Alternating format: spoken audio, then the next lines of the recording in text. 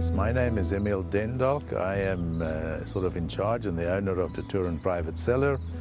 We've been here about 15 years, 16 years now, originally from Johannesburg, and we moved down here with no particular idea that we really wanted to make wine.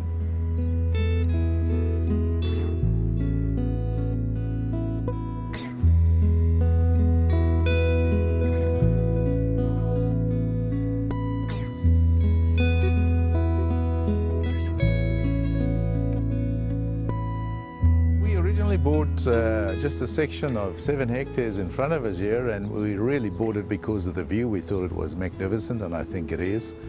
And we decided to just come and live here as a lifestyle. And over the years, things have developed. We were offered some more property, so we bought a further 17 hectares. We bought the buildings next door. That was an abattoir. And all of a sudden we were into growing grapes, and we were expecting the red wine grape to come, and very quickly when I did the sums we saw can't make money out of just growing grapes, and we have to add value. And that is what's led us to making wine.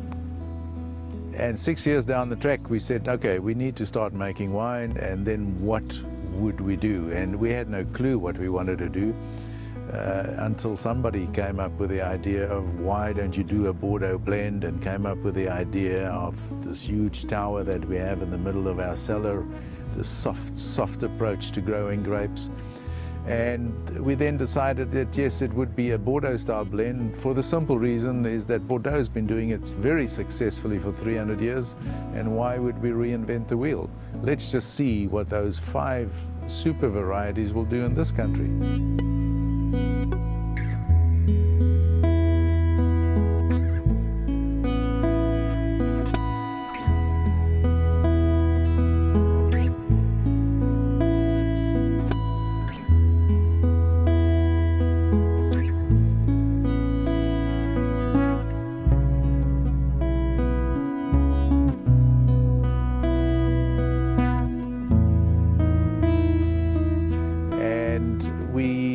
Determined an exact soil map of the property, and we found 15 different soil types, and we thought let's be smart about this, and we started matching soil types to cultivars to say which soil type will do the best with which cultivar.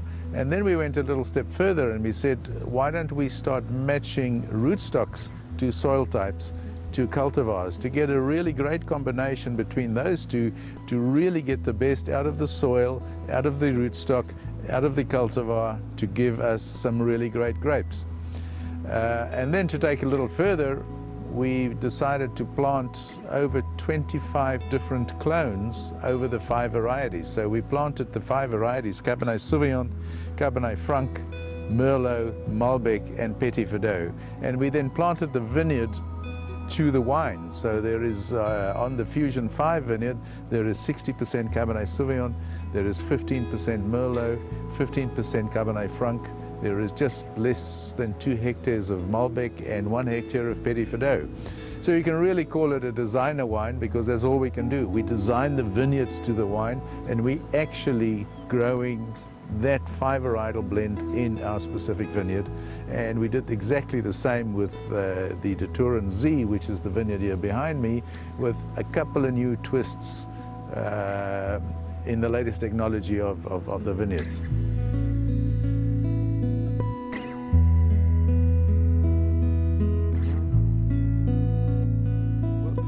Initially, when we wanted to make this wine, we were talking to various people in the industry, and one of our mentors was Charles Hopkins, who is now the cellar master at De Grendel, and he came up with the idea of building this tower in the center of our cellar that'll give us the facility to move all wine by gravity. And I said to him, Charles, why? And he explained to me, you know, pumping wine is like a tennis game. You start with a new ball, it is hard, it's full of fluff.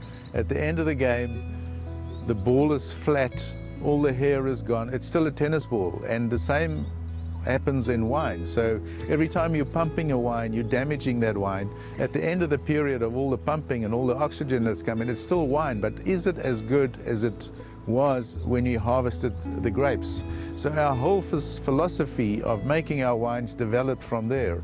And we have this approach of softly, softly, gently and softly. And that starts right from the vineyard over here, treating the vineyards with respect. When we harvest by hand into little lug boxes. The grapes are actually packed one on top of one another.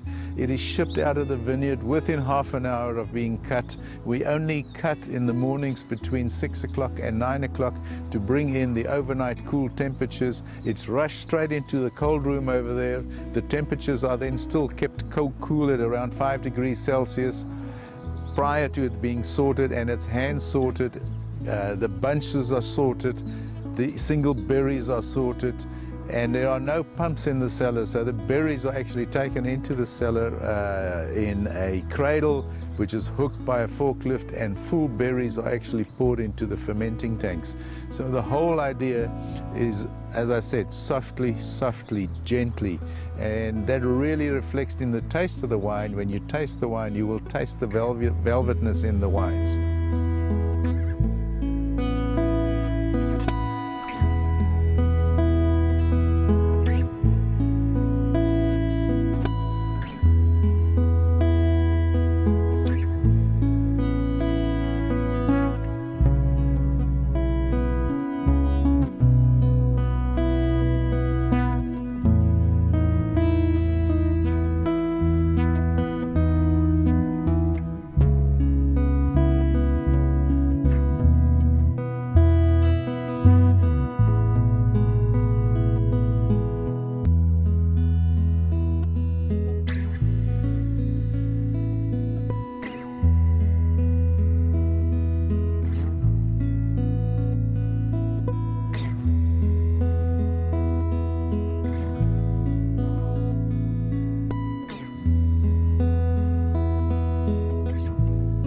Wine is called Z because this wind is called a zephyr in Greek.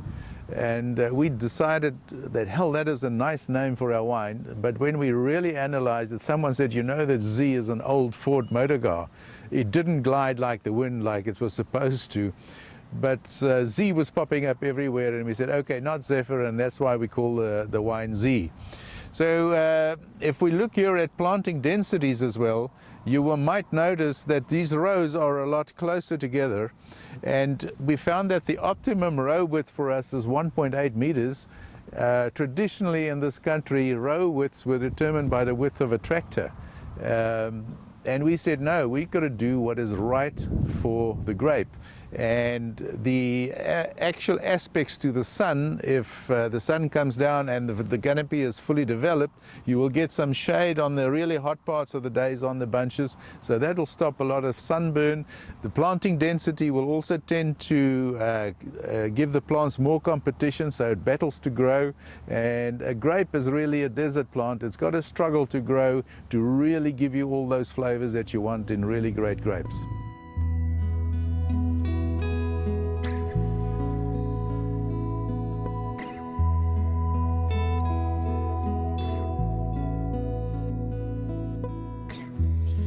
Right, the other wine we make, and it's, I must stress, it's not a second wine. It is the other wine that we make is the Toren Z. I explained earlier where the name comes from, and if you understand Bordeaux, there is a river running through it, and over the 300 years, the French government has decreed that on the one side of the river, the left bank, they will always make wines dominated by Cabernet Sauvignon. That was just established that over the years that was producing the best. On the other side of the river, on the right bank, you have the areas of Pomerol and Saint-Emilion, and there the government decree was you will make wines dominated by Merlot and Cabernet Franc. And you will know some of the famous estates called Chateau Petrus, Chateau Angelus, that comes from this area. When we removed the last block of grapes that we inherited, which was Chardonnay, we were at a quandary what to plant. And we went through the same analysis of the soil types, and once that analysis came through, we found a very similar analysis to what is happening on the right bank of Bordeaux. So it was not difficult for us to make the decision to make a right bank style 5 varietal Bordeaux blend. This gives us the focus on growing only 5 varieties on the property. We can get expert at growing the 5 varieties. We make only 2 wines, and we can really focus only on the 2 wines that we make. So typically you will find that the Z will be dominated by Merlot and Cabernet Franc. Those 2 varieties will usually make up 70% of the blend. There is a dash of Cabernet Sauvignon in there. There's a little bit of Malbec and a little bit of Petit Verdot. So a really, really soft and elegant wine. Once you taste this wine, the softness comes through, the gentleness, and it's more feminine. So we can actually say that the Cabernet Sauvignon based wine is more masculine, it's bigger, it's bolder, where this is the more feminine wine. A lot of people said to us that this wine will cannibalize our sales of Fusion 5, and that actually never happened. What happened is people like different styles of wine, and certain people like certain styles. So a whole new market is developed for this wine, and it's typically what we found in our tasting room is 50% of the people who taste this wine in our tasting room prefer it over the Fusion 5, and typically it is mostly women, and that again ties in with the femininity in the Merlot and the floralness in the Cabernet Franc. So lovely wine again, pairing again with more gentle meats like you would talk veal and more elegant, maybe a rich pasta or something, that would go extremely well with this wine.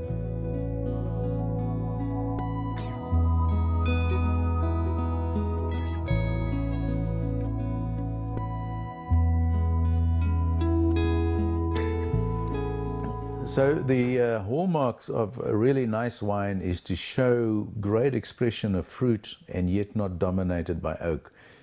What we have found in our wines, and I'm talking specifically about the Z now, is that we have found that balance between really concentrated fruit and subtle oak flavors.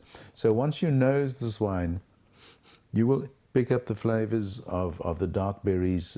Blackberries would be in there. There are hints of spices coming through from some of the varieties, some capsicum, and then on the more mineral side you will find pencil lead, pencil shavings, that sort of thing. And what the oak would contribute is maybe some flavors of mocha, some citrusy flavors that's coming through.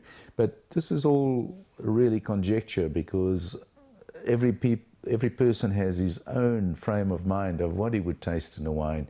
And maybe, yes, if I mention the word, it would jog the memory and say, oh yeah, really, that is actually what I'm tasting in there. So very interesting that when we send the wines for evaluation to the various writers around the world, we always come back with 5 or 6 descriptions that are totally, totally different.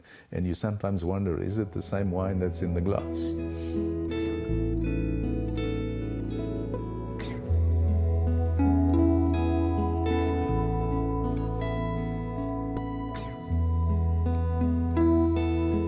Fact that our wine is made very reductively, so therefore the wine does not see oxygen in the winemaking process. We therefore would suggest that all our wines be decanted at least an hour before it is being served to your client. What decanting does is you would be pouring the wine into the decanter, and you can see the wine running around the sides of the decanter. The bottom of the decanter is very wide, so you have a big area of the wine exposed to oxygen. And because the wine is not seeing oxygen, it basically says, give me some. And what it does, it starts releasing all those beautiful flavors that have been kept in that wine for a long, long time. So by decanting the wine, you're making it softer, you're making it more accessible, and the complexity is really starting to show itself. Really, I would suggest whoever does it, get a decanter and decant this wine.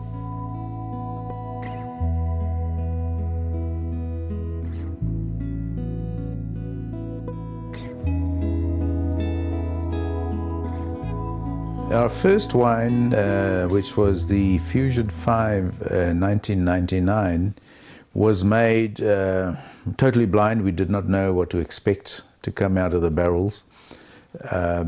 We only had new barrels at that stage, so half the wine was submitted to oak and the other half of the wine did not get oak. And once those two totally different wines were blended, we ended up with a wine with an absolutely wonderful fruity nose. And as you put the glass down, every 10 minutes you would come back to the glass, the flavors in that glass would have changed. Later we learned that it had to do a lot to do with the way we made the wine, in that the whole process that we use at the Toren is a very reductive process. So we do not want to add oxygen to the wines. Oxygen, as you know, will break the wines down and slowly make it softer and softer. So there's a lot of wineries who treat their grapes very harshly. Then they will come right at the end of the period or during fermentation and do a process called micro-oxygenation, which then bubbles some oxygen through the wine to actually start breaking it down and to get it soft. We're achieving the softness by the real approach of softness in the handling of the grapes. And we're looking very carefully in every process to keep that as soft as possible. So the hallmarks of the wines that came out over and above the flavors that were changing was this velvety flavors that were coming through. And I had tasted that wine and said, wow, I had never tasted anything that good in my life, but I was no wine expert at all. And we then said, okay, let's see what the rest of the world would think about this. And we entered the wine at the International Wine and Spirits Competition in London. It came back with a gold medal, which really wowed everybody here. But to top it all, for the first time in many years, Robert Parker Jr. actually rated South African wines and gave this wine a 90-point rating, which apparently we hear was the first rating ever for 90 points for a maiden vintage of any cellar. So we really got onto the top of the wave at that stage, and now we're trying to stay on top of the wave.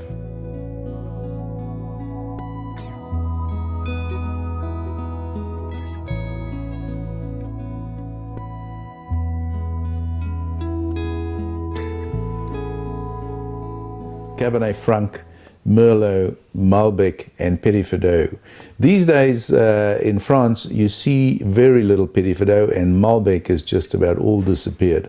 But those two varietals in this country do extremely well, and we have some really great examples of Malbec and Petit Verdot coming through. This wine is dominated by Cabernet Sauvignon, so it will always have between 55 and 60% Cabernet Sauvignon. And Cabernet Sauvignon is the body of the wine. It is really a big wine. It gives it structure, and then it gives it loads of complexity.